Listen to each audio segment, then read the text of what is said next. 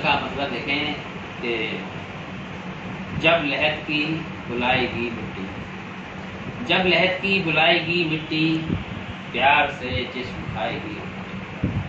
जब लहद की बुलाएगी मिट्टी, प्यार से जिस्म खाएगी मिट्टी, आसमां ढाएगा सितम जब भी, आसमां ढाएगा सितम जब भी, काम मिट्टी के आएगी।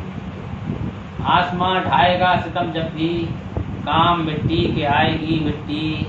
और जब जनाजा उठेगा घर से मेरा, जब जनाजा उठेगा घर से मेरा, सबके दिल को दुखाएगी मिट्टी। जब जनाजा उठेगा घर से मेरा, सबके दिल को दुखाएगी मिट्टी।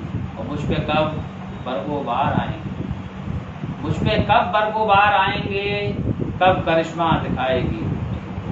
मुझ पे कब बरगोबार आएंगे, कब करिश्मा दिखाएगी मिट्टी। और जब भी आएगी शहर में आंधी, जब भी आएगी शहर में आंधी, उड़ के हर घर में आएगी। जब भी आएगी शहर में आंधी, उड़ के हर घर में आएगी मिट्टी।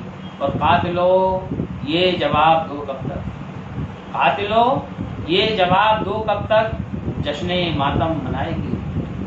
कातिलों ये जवाब दो कब तक, जश्ने मातम मनाएगी मिट्टी।